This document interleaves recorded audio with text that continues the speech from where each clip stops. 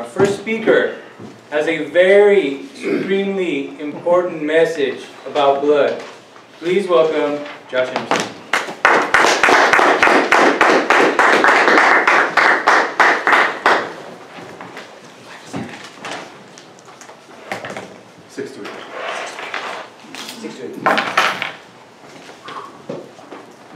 Thank you, Mr. Toastmaster. My fellow Toastmasters, there is a lot that I wanted to talk to you guys about today. There's a lot going on in the world. I have stories to tell.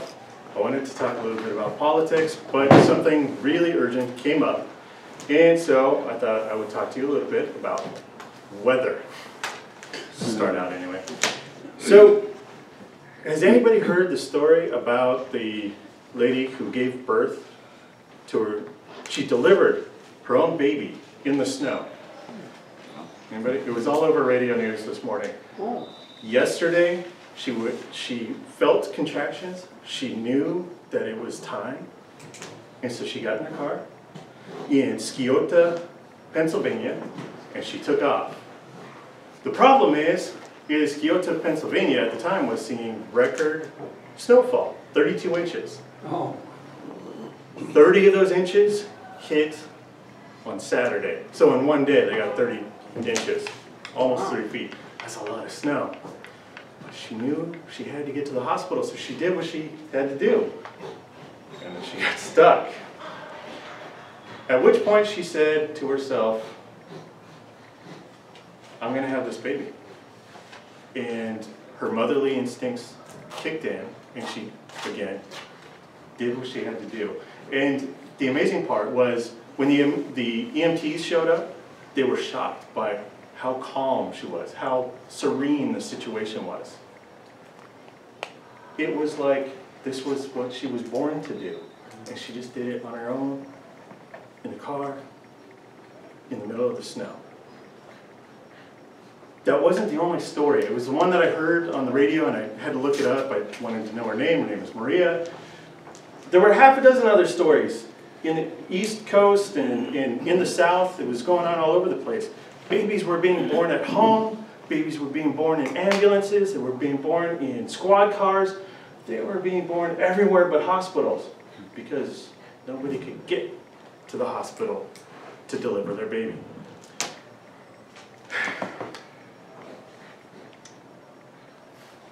There's another group of people who are having a hard time getting to hospitals right now and to blood drives. And those are blood donors. In fact, our nurses are having a hard time getting to blood drives. So if the donors showed up, they wouldn't even be able to donate. Because the weather out there is just terrible. If you've seen the news, it's whiteout conditions everywhere. And this makes a very difficult time for the blood supply, the nation's blood supply. It makes it an already difficult time,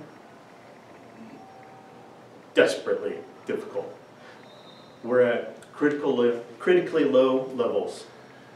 The American Red Cross had to cancel 300 blood drives since January 1st. This affected drives in 20 states, and it resulted in a loss of 9,500 units not collected. That translates to, I believe, with napkin math, about 20,000 actual products that the Red Cross could not get out there.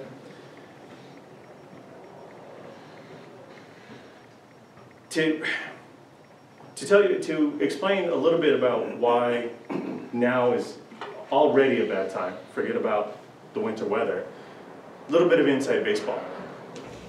The #1 donor source is the high school kid, because it's a great time to be 17.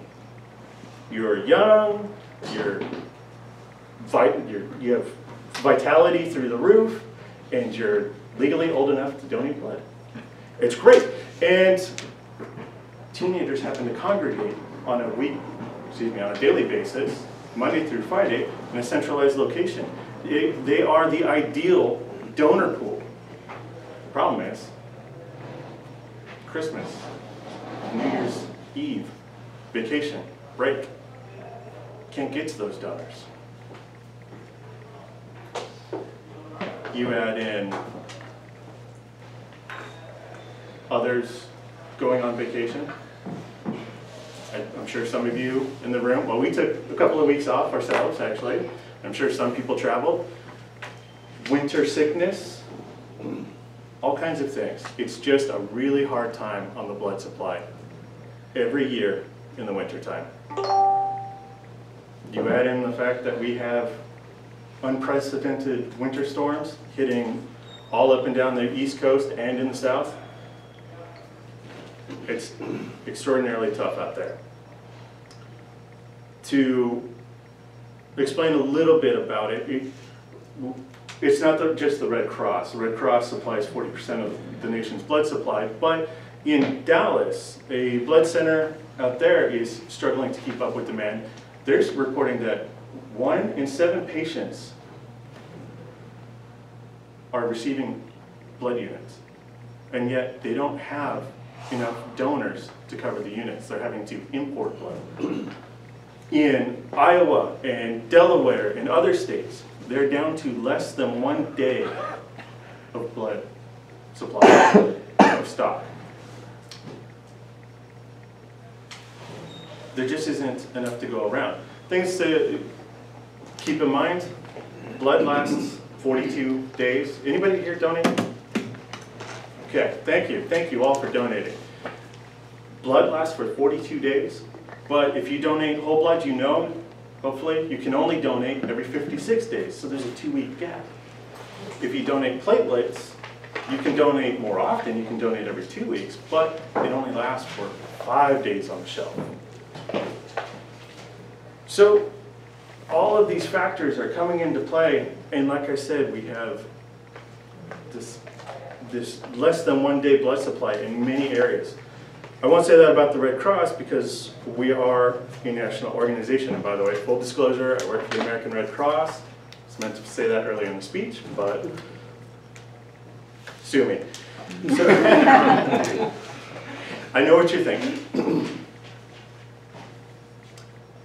I'm here in the I am here in the Inland Empire. I'm in sunny Southern California. What can I do for those poor popsicles back east? I can read your minds, guys. Luis, shame on you. I'll tell you what you guys can do. Luis, I'll give you a chance to redeem yourself. Donate for the American Red Cross. Yes, I work for them, but we have the manufacturing and distribution and logistical lines to take a unit of blood collected here and make sure that it's transfused in patients in Delaware, Iowa, Sciota, Pennsylvania, wherever it's needed. And by the way, the supply here in Southern California is at critical low levels as well. Not quite as bad, but we need it out here as well. Quickest way to do this, donate the Blood Donor app. That's literally what it's called, Blood Donor app. It's on iOS, it's on Android. It's not on Windows Phone or BlackBerry, but it is there. Go to redcross.org. You can actually check in ahead of time and do your health history and a number of other things, which will save you up to 15 minutes by going to redcross.org/rapidpass. The need is constant, the current need is critical. Please give an exquisite gift this week and give blood. Thank you. Well, the Toastmasters, I have the privilege of evaluating Joshua. Joshua, thank you for bringing something so important to light. It was nice.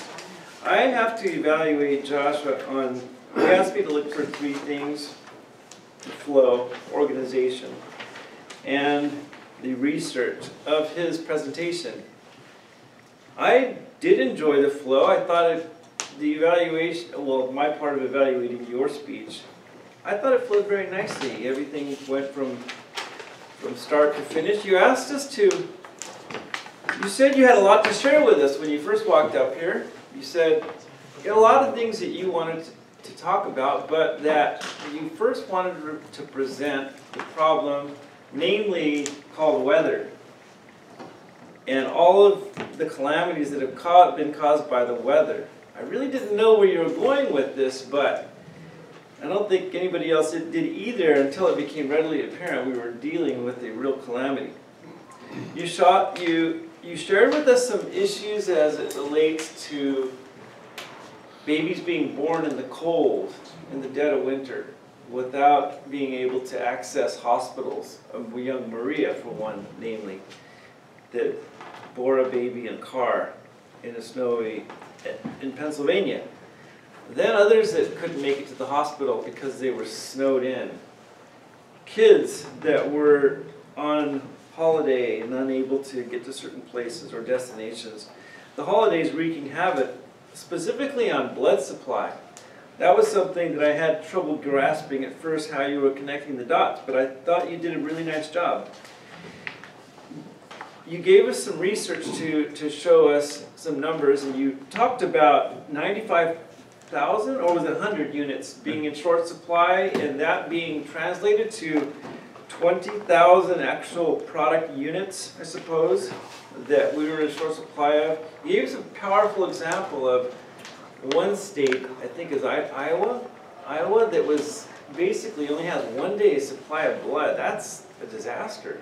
I mean, what happens if something happens there that no one's expecting? Well, those are all things that I think you brought to light in this beautiful presentation.